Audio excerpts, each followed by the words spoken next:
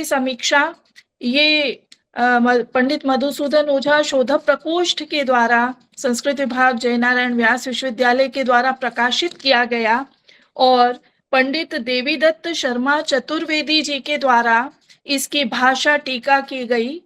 जब इस ग्रंथ को मैंने विशेष रूप से देखा तो ये पाया कि जब पितृ समीक्षा ग्रंथ को प्रारंभ करते हैं उसके पूर्व इस ग्रंथ में गोपाल नारायण बहुरा जी की एक बहुत सुंदर पंडित मधुसूदन ओझा जी के व्यक्तित्व और कृतित्व पर एक बहुत सुंदर निबंध है, जो कि मुझे लगता है कि हम सब प्रतिभागियों को इस कार्यशाला के जितने भी हमारे छात्र वर्ग है उनको विशेष रूप से पढ़ना चाहिए।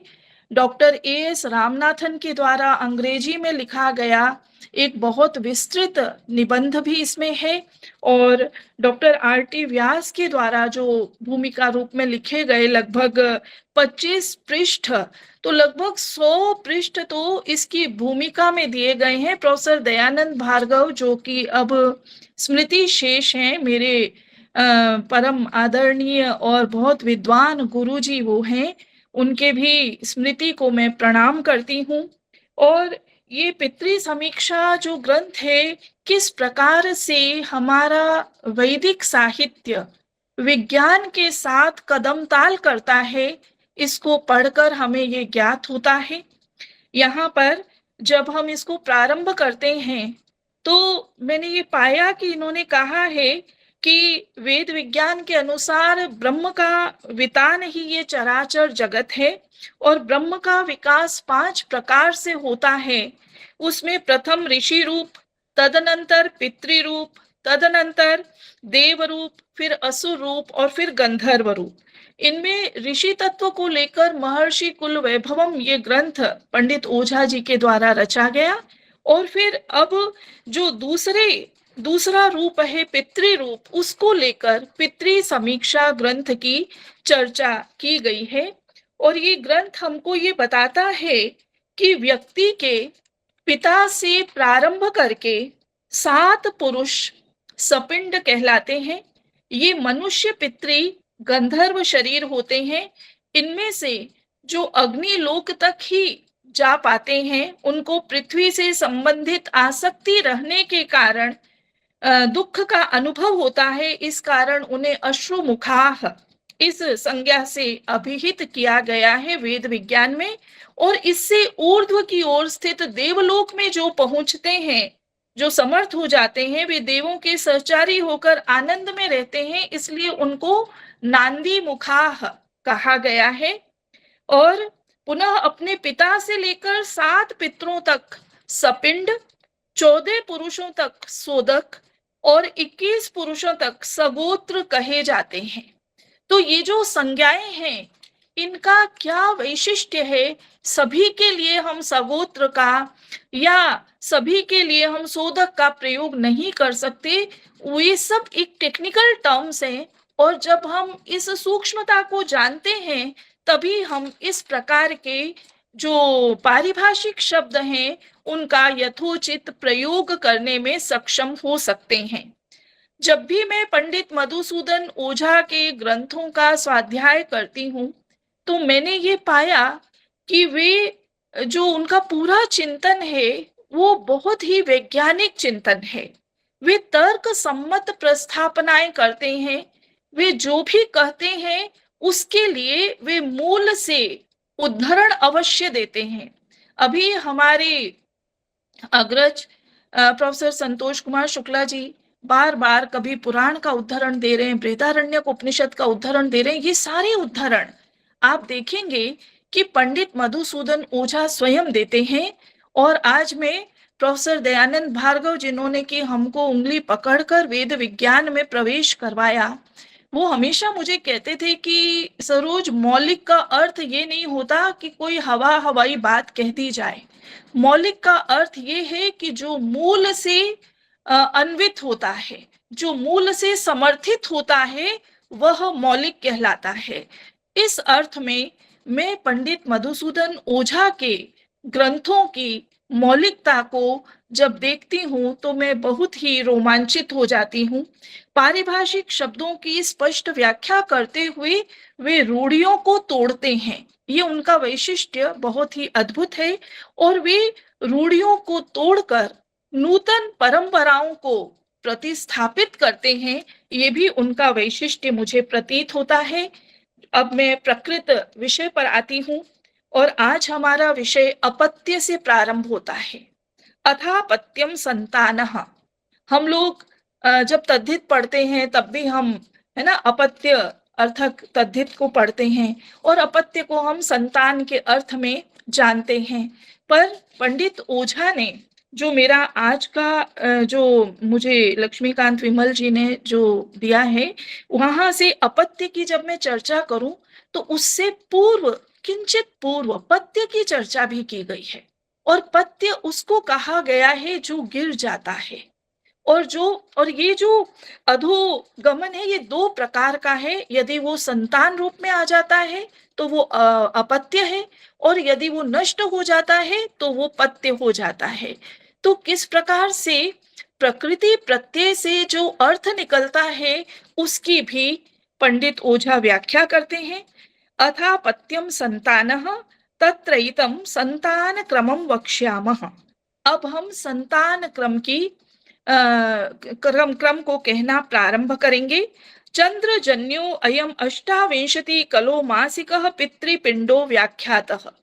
ये चंद्र जन्य जो अष्टाविंशति कलह, जो 28 कला वाला मासिक पितृपिंड है, उसकी व्याख्या हम कर चुके हैं, इससे पूर्व में हो चुकी है। सो अस्रिगग्नौ पितृस्तोमेन यज्ञेन संतानितो भवति सप्त संस्थो अयम ज्योतिष्टोमवत् पितृस्तोमो यज्ञः स जायाग्नौ पितृपिंड रूपो अयम आत्मैव सोमः सूयते स यदिह कृष्णमेव आत्मानम् उप्यात् स स्वयं आत्मना विहीयेत स तमो गच्छेन्न जीवेत असुतस्य तो अजय मानस्य अयम संतानो न स्यात् तस्मात् एषः पितृपिंडो द्वेधा विभज्यते पितरः सूनवश्चेति। ये जो अंश है इसमें पंडित ओझा ये कहते हैं कि चंद्रमा से उत्पन्न जो 28 कला के मासिक पिंड हैं, वो 28 कला का पिंडगत जो तेज है वह शोणित में अग्नि में पहुंचकर पितृस्तोम यज्ञ के द्वारा संतान रूप से विस्तार को प्राप्त होता है। और यहाँ पर जब स्तोम की बात आती है तो वे स्तोम की भी बहुत सुंदर व्याख्या करते हैं, क्योंकि अभी तक हम लोग ऐसा देखते रहते हैं कि हम प्रयोग कर देते हैं स्तोम का, लेकिन वस्तुतः स्तोम का किस रूप में प्रयोग किया जाता है और इसके पीछे क्या वैज्ञानिक अवधारणा है, इसकी चर्चा करते वो कहते हैं कि केंद्र से आरंभ करके साम के अंतिम पृष्ठ पर्यंत जो 33 देवता के देवता रूप भाग किए जाते हैं उसको ही अहह पद से अभिहित किया जाता है। इनमें आदि के 3 भाग तो शरीर में ही प्रविष्ट हो जाते हैं, पिंड में प्रविष्ट हो जाते हैं। उनको छोड़कर आगे के जो 6 भागों का समुदाय कल्पित होता है उसे वैदिक भाषा में स्तोम के नाम से जाना जाता है, और 6 स्तोमों की मिलकर वषटकार संज्ञा होती है। तो ये वैदिक शब्दावली को किस प्रकार से वो व्याख्यायित करते हैं। ज्योतिष टोम के समान यह पितृस्तोम यज्ञ भी 7 संस्थाओं में विभक्त होता है, और वह पितृपिंड रूप से आत्मा ही भार्या के शोणित रूप अग्नि में सोम का सवन करता है। अग्नि सोमात्मकम जगत की पूर्व में व्याख्या हो गई, ऐसा मैंने सुना था आपके व्याख्यानों में, इसलिए मैं उसकी चर्चा यहाँ पर विस्तार से नहीं कर रही, विषय बहुत व्यापक है। वह यदि संपूर्णतया आत्मा का अर्थात स्वयं का प्रसव कर दे तब तो आत्मज्योति विहीन होकर वह तम भाव में डूबता हुआ नष्ट हो जाएगा, मर जाएगा। एवं जब तक इस प्रकृति यज्ञ का यजमान बनकर अपने शुक्र का सवन नहीं करेगा तब तक संतान क्रम ही नहीं चलेगा। संतान क्रम किस प्रकार चलता है ये हम विज्ञान के माध्यम से भी जानते हैं, ये हम वैदिक विज्ञान के माध्यम से भी जानते हैं। इस कारण इस पितृपिंड के 2 भाग हो जाते हैं। और एक स्वयं पिता का भाग और एक पुत्रों का भाग। अपने में समागत जो 28 काल के उस निज पिंड रस का चतुर्थ अंश 7 कला रूप तो पिता स्वयं धारण किए हुए रहते हैं। 28 में से 7 तो पिता के पास है, और उसके पश्चात जो अपने में समागत जो 28 काल के निज पिंड रस का चतुर्थ अंश है, वो तो पिता 7 तो धारण करते हैं, और संतान क्रम को प्रवृत्त करने वाले श्रद्धा सूत्र को अपने में धारण करने के लिए उन कलाओं का आत्म धारण आवश्यक हो जाता है। ये आत्मा को धारण करने वाली जो 7 कला हैं, वे पितर भाव की ही होती हैं। बीज वपन करने वाले के पास अपने आप में जो बिना वपन किए हुए प्राण भाग है, उनके लिए पितृ शब्द का प्रयोग होता है। इन 7 प्राण भागों के अतिरिक्त जो 21 कलाएं अवशिष्ट हैं, वो 21 कला वाले पिंड रस भाग वे पुत्रों के प्रथम पात्र शरीर से निकालेगा, और अन्य पात्र शरीर में वपन रूप प्रसव होने के कारण ये पहला आवपन होता है। तो ये किस प्रकार से, और इस प्रकार से 6 आवपन की चर्चा की गई है, और ये इतनी वैज्ञानिकता से सारा बताया गया है। इसके बाद जो द्वितीय आवपन है, उसमें तदनंतर 21 कला के उस पुत्र पिंड से के जिसका रस पुत्र के शरीर में स्थित रहता है, पितृ स्तोम संबंधी आवपन क्रम में फिर 2 भाग हो जाते हैं, पिता का और फिर पुत्रों का। और उसमें 21 कला के अपने पिंड रस का जो 3.5 अंश रूप जो भाग है, 6 कला वाला भाग पिता का अपना रहता है, और 15 कला उसके पुत्र के होते हैं, और पौत्र शरीर के उत्पन्न करने के लिए उसका आवपन होता है। ये दूसरा आवाप है। तो पुत्र रूप आवाप, फिर उसके बाद में पौत्र रूप आवाप, और आगे 15 कला वाले इस पुत्र के पिंड रस के पितृस्तोम विधि के आवपन में फिर 2 भाग हो जाते हैं, पिता के और उसके पुत्रों के। 5 कला रूप तृतीय अंश पिता का, शेष 10 कला रूप जो पुत्रों की प्रपौत्र के शरीर निर्माण के लिए उसका उपयोग होता है, ये तीसरा आवपन है। तो पिता, फिर पुत्र, पुत्र के बाद प्रपौत्र, आगे फिर पुनः ये जो श्रृंखला है, इसमें किस प्रकार से कलाओं के भाग आगे आगे जाते हुए कम होते जाते हैं। पुत्र में सबसे अधिक कलाएं, पौत्र में फिर उससे थोड़ी कम, प्रपौत्र में उससे कम। आगे पुनः पुत्रार्थ आवपन क्रम में उस 10 कला वाले पिंड रस के 2 भाग हो जाते हैं, जिसमें 2.5 अंश रूप 4 कला पिता में रहती है, शेष 6 कला उसके पुत्रों में जाती है। वे वृद्ध प्रपौत्र के शरीर के निर्मापक होती हैं। यह चतुर्थ आवपन होता है। तदनंतर वृद्ध प्रपौत्र की 6 कलाओं के भी 2 भाग होते हैं। द्वितीयांश रूप 3 कला युक्त पिता होता है, शेष 3 कला अतिवृद्ध प्रपौत्र के शरीर का निर्माण करने वाली तत्पुत्र संबद्ध होती हैं। ये पंचम आवपन है। सर्वांत में 3 कला के पुत्रांश के भी 2 भाग होते हैं। आधे अंश के भीतर 2 कला वाला पिता रहता है, 1 कला का शेष अंश पुत्र का होता है। ये अंश वृद्ध से भी अतिवृद्ध प्रपौत्र के शरीर निर्माणार्थ होता है, और ये छठा आवपन है। तो ये जो 6 आवपन की विधि बताई, और कितना कितना जो कला भाग है वो पिता में रहेगा, जो कि उसका आधान कर रहा है, और कितना पुत्र में, पौत्र में, प्रपौत्र में, वृद्ध प्रपौत्र में।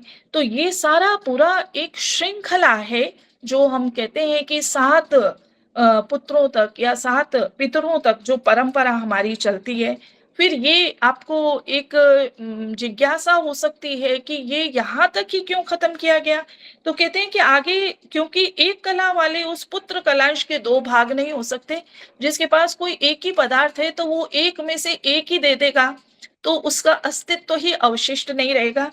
सर्वथा अपने जीवन का उच्छेद करने के लिए आवपन रूप प्रयत्न नहीं किया जा सकता है। ये इसका तर्क, लॉजिक बताया गया। इस प्रकार वह एक कला पितृभाग रूप में ही निकल जाती है। आगे पुत्र भाव में कोई कलांश प्रवृत्त नहीं हो पाता, क्योंकि सवन कोरने योग्य सह का, जिस सह को पहले पिंड का रस कहा जा चुका है, अवसान हो जाता है। अतः पुनः सवनात्मक यज्ञ नहीं किया जा सकता। इस प्रकार इस सप्तम आवपन में पहुंचकर उस पिंड का संतान भाव समाप्त हो जाता है। तो यहाँ पर यदि आप ग्रंथ पर दृष्टिपात करेंगे तो पूरी एक सारिणी बनाई गई है और उस सारिणी में इसको बहुत सुंदर रीति से स्पष्ट किया गया है। इसके पश्चात पंडित ओझा ये आवपन विधि बताकर और उसके पश्चात वो एक बहुत सुंदर कथन करते हैं और वो कथन है ऋणत्रय का। और ये ऋण त्रय किस प्रकार उपयोगी होता है, इसकी क्या उपपत्ति है, ये हमारे लिए बहुत ही महत्वपूर्ण है। जिस प्रकार से ऋण त्रय की व्याख्या पितृ समीक्षा में की गई है, वैसी व्याख्या अभी तक मैंने अन्य किसी ग्रंथ में नहीं पढ़ी है।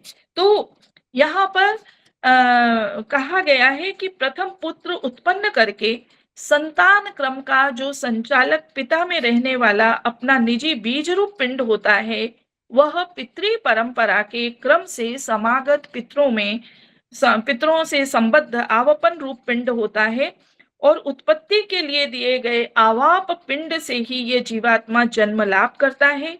जन्म ग्रहण के अनंतर 16 वर्ष के बाद अपने उत्पादक पिंड रस के अतिरिक्त वह अपनी निजी बीज भाव के पिंड रस को प्राप्त करता है। वह यदि पितरों से संबद्ध आवपन योग्य अपने पिंड रस भाग को प्राप्त न कर सके तो उसका जन्म नहीं हो सकता तथा बीज पिंड को भी वह नहीं पा सकता। अतएव पितरों के अंश को प्राप्त करके जन्म ग्रहण करने वाला पुरुष पितरों का ऋणी हो जाता है। और जब हम पितृ ऋण की बात करते हैं तो मुझे यही प्रतीत होता है कि इसकी वैदिक विज्ञान में इतनी सुंदर और स्पष्ट व्याख्या की गई है। जैसा कि पंडित ओझा यहाँ पर वेद वचन को तैत्तिरीय संहिता को उद्धृत करते हैं और ये उनका बहुत बड़ा अवदान है कि वो अपने मत के समर्थन में हमेशा मूल ग्रंथों की को उद्धृत करते रहते हैं। एषः वै जायमानस् त्रिभिः ऋणवान् जायते ब्रह्मचर्येण ऋषिभ्यो यज्ञेन देवेभ्यः प्रजया पितृभ्यः एषः वा अनृणो यः पुत्री यज्वा ब्रह्मचारी च इति। ये यहाँ पर तैत्तिरीय संहिता 6:3-10:5 को उद्धृत किया गया है कि यह किस प्रकार से 3 ऋणों से युक्त हो जाता है और उन 3 ऋणों को वो किस प्रकार से 3 ऋणों से अनऋण हो, इसका भी बहुत सुंदर रीति से यहाँ पर कथन किया गया है। और ये कहते हैं कि ये जो 3 ऋण हैं, इन 3 ऋणों से ऋणी होकर ही व्यक्ति जन्म लेता है और ब्रह्मचर्य के द्वारा वो ऋषि ऋण से अनऋण होता है और यज्ञ से देवताओं का तथा प्रजा रूप संतान क्रम से पितरों के ऋण का प्रत्यर्पण कर सकता है। पुत्रवान हो, यज्ञ करने वाले हो जाओ तुम और ब्रह्मचर्य का पालन करते हुए वेदाध्ययनशील हो, यही अनऋणी अर्थात ऋण को चुकाने की विधि हमारे यहाँ पर तैत्तिरीय संहिता में बताई गई है। तो इस प्रकार पुरुष का ये महान जो आत्मा है, ये 84 कलाओं से संपन्न होता है, ऐसा पितृ समीक्षा में कहा गया है। इनमें से 56 कलाएं तो पितरों की होती हैं और 28 कलाएं वो अपनी प्राप्त कर लेता है। ये विभाजन किया गया है, जैसा कि स्मृति भी कहती है कि वृद्ध प्रपितामह अपनी आदि 4 पूर्व पितर लेप मात्र के ग्राही होते हैं और पिता, पितामह, प्रपितामह ये 3 पितर पिंड के भागी होते हैं। तो पिंड और लेह ये 2 यहाँ पर टेक्निकल टर्मिनोलॉजी है और सप्तम संतान तक पिंडदान का अधिकार होता है, अतः 7 पीढ़ी पर्यंत सापिंड्य भाव माना जाता है। जब भी कर्मकांड करवाया जाता है तो वहां पर अनेक प्रकार के जो श्रद्धावान नहीं होते संशय करते हैं, परंतु यह वैज्ञानिक उपक्रम है, ऐसा पितृ समीक्षा में हमको ज्ञात होता है। 84 कलाओं में 28 कला तो स्वयं की उपार्जित होती है और 56 कला 6 पितरों द्वारा प्रदत्त जो अग्रिम जो सर्जना प्रक्रिया है उसके लिए उपक्षीर्ण होती है। उनमें पिता से 21 कला, फिर पितामह से 15, प्रपितामह से 10, वृद्ध प्रपितामह से 6, अति वृद्ध पितामह से 3 और वृद्धाति वृद्ध पितामह से 1। इस प्रकार 56 संख्या प्रदत्त कलाओं की होती है। इन कलाओं में पिता, पितामह, प्रपितामह की जो 21, 15 और 10 कलाएं हैं, उन तीनों में पदार्थ की अधिकता के कारण पिंड शब्द का प्रयोग होता है। पिंड उनको क्यों कहा गया है? पदार्थाधिक्य के कारण। और आगे जब अल्पता हो जाती है, 6 हो गया, 3 हो गया, 1 हो गया, तो वहां पर पिंड शब्द का प्रयोग नहीं किया जाता, अपितु लेप शब्द का प्रयोग किया जाता है। प्रत्येक पुरुष में ये जो 84 कलाएं हैं, ये नियत रूप से रहती हैं, ऐसा पितृ समीक्षा में स्पष्ट किया गया है। क्योंकि इस संसार स्थिति में एक एक के क्रम से सारे ही पुरुष या तो किसी के पुत्र हैं या किसी के पिता हैं। तो पुत्र तथा किसी न किसी के पिता हैं या वृद्धाति वृद्ध पौत्र भी हैं। ये एक पूरी जो परंपरा है, ये चलती है वहां पर।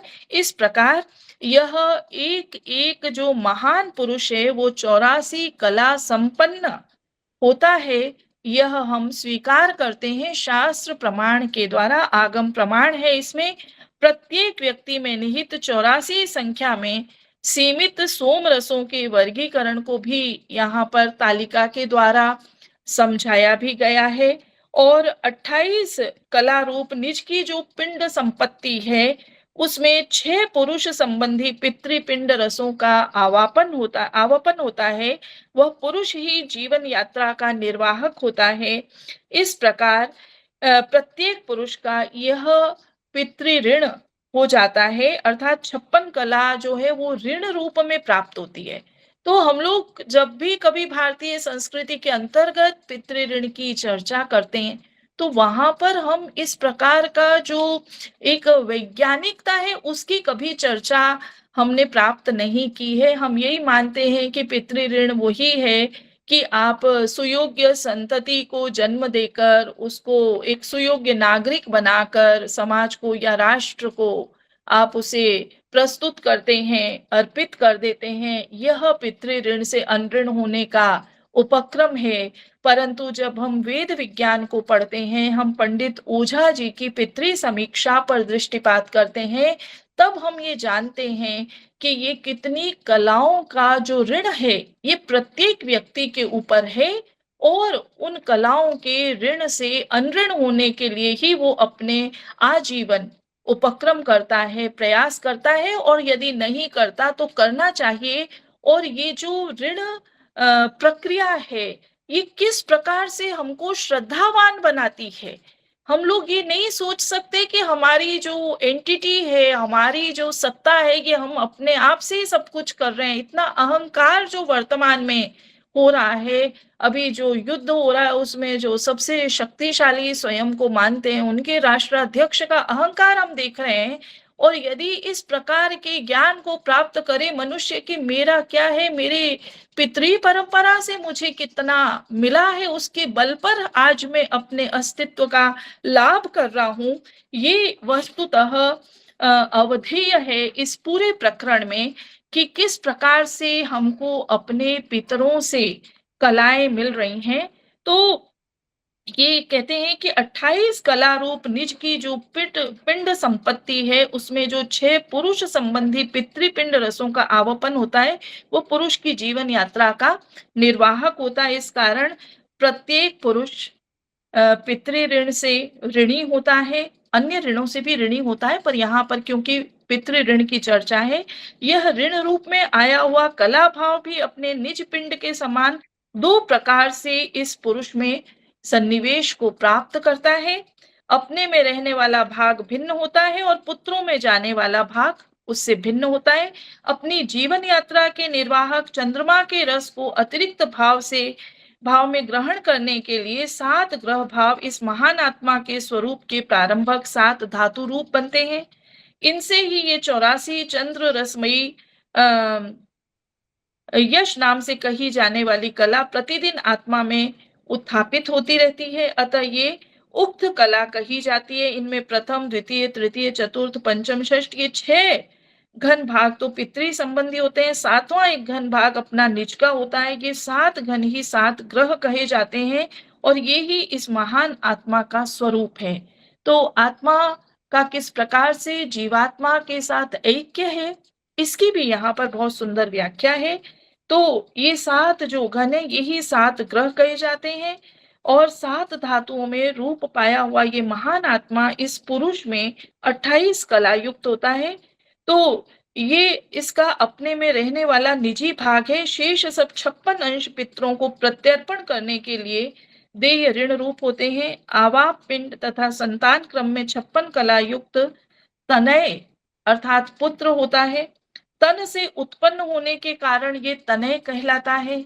अपत्य क्यों कहलाता है ये बताया। पत्य कैसे होता है ये बताया। अब ये तनय क्यों कहलाता है इसको भी बताया कि तन से उत्पन्न होने के कारण, शरीर से उत्पन्न होने के कारण तनय है। वहां भी 21 कला उसकी अपनी संपत्ति रूप होती है। 15, 10, 6, 3 और 1 इन 35 कलाओं से 5 पितृ संबंधी धन माने जाते हैं और वे सब संतान के लिए नियुक्त होते हैं। अतः संतान उत्पत्ति द्वारा उनसे ऋण मुक्त होना चाहिए। इस प्रकार ये प्रजा उत्पत्ति लक्षण का पितृ ऋण मोचन का प्रथम कर्म होता है। तो ये जो वर्तमान में जो हमारी परंपराएं हैं, जो हमारे आगे वाले जो भावी पीढ़ियां हैं, संतान प्राप्ति के प्रति उनके मन में जो एक वैराग्य है कि उनको संतान की सेवा नहीं करनी है, भयभीत हैं, उनको काश पितृ समीक्षा के इस प्रकार के जो वैज्ञानिक सिद्धांत हैं उनको हम संप्रेषित कर पाए। उनको ये ज्ञात हो कि यदि इस ऋण से आप अनऋण नहीं होते हैं तो आप सोचिए कि आपका ये मानव जीवन कैसा निरर्थक होने की ओर अग्रसर हो रहा है। 4 प्रकार से लिए गए पितरों के धन का पुनः पितरों को प्रत्यर्पण भी 4 प्रकार से ही माना जाता है। प्रजारूप संतान उत्पन्न करके, पहला ये है। फिर सपिंडीकरण से अर्थात मरणोपरांत जो द्वादशा इत्यादि के जो कर्मकांड किया जाता है उसके द्वारा, फिर श्राद्ध प्रक्रिया से और फिर गया पिंड दान से। तो ये 4 प्रकार का यहाँ पर कथन किया गया है। तो मैं लगभग अपनी जो बात है मुख्य रूप से मैंने बहुत ही संक्षेप में कह दी है और इसके अतिरिक्त मैं पंडित ओझा के विषय में कुछ ये भी कहना चाहती हूँ कि उन्होंने जो अपनी शैली है उस शैली में जो उन्होंने वैज्ञानिकता का कथन किया है वो वस्तुतः हम सबके लिए अनुकरणीय मुझे प्रतीत होता है। इसी विषय को यदि हम एक विशिष्ट आलेख रूप में प्रस्तुत करें और थोड़ी सी जो वेद विज्ञान की भाषा है उसको सरलता से कहते हुए यदि हम अपनी भावी संतति को, भावी पीढ़ी को ये बता पाएं कि किस प्रकार से पितरों की परंपरा के हम लोग धारक हैं और उस परंपरा का को वहन करना ये हमारा एक तरह का गौरव है, उससे अनऋण होना ये हमारा कर्तव्य है। ये बहुत सुंदर सिद्धांत पितृ समीक्षा में अपत्य प्रकरण के प्रसंग में व्याख्यायित किए गए हैं और ये 7 पीढ़ी तक ही क्यों माना जाता है इसकी उन्होंने बहुत ही तार्किक व्याख्या इस पूरे प्रकरण में की है। आपने मुझे समय दिया, इसका मैं बहुत आभार इस प्रसंग में अभिव्यक्त करती हूँ। बहुत सारा ये टेक्निकल विषय है और कल मैं ये सोच रही थी कि काश मैं इसको पहले अगर ये सोच लेती कि इसकी पीपीटी ही बना दूं एक बार की, तो मैं कभी भी इसकी पीपीटी बनाकर लक्ष्मीकांत विमल जी आपको सबमिट भी करूंगी ताकि इसको जो है हम पूरा ये जान पाए कि ये किस प्रकार से प्रथम आवाप, द्वितीय आवाप, तृतीय आवापन होता है और 6 तक 7 तक ये कैसे चलता है। तो ये एक बहुत ही सुंदर वो पूरा कलाओं का वर्गीकरण हो जाएगा और ऋण धारण करने का जो पूरा प्रक्रिया है वो भी हम इसको बहुत ही वैज्ञानिक रूप से प्रदर्शित कर पाएंगे।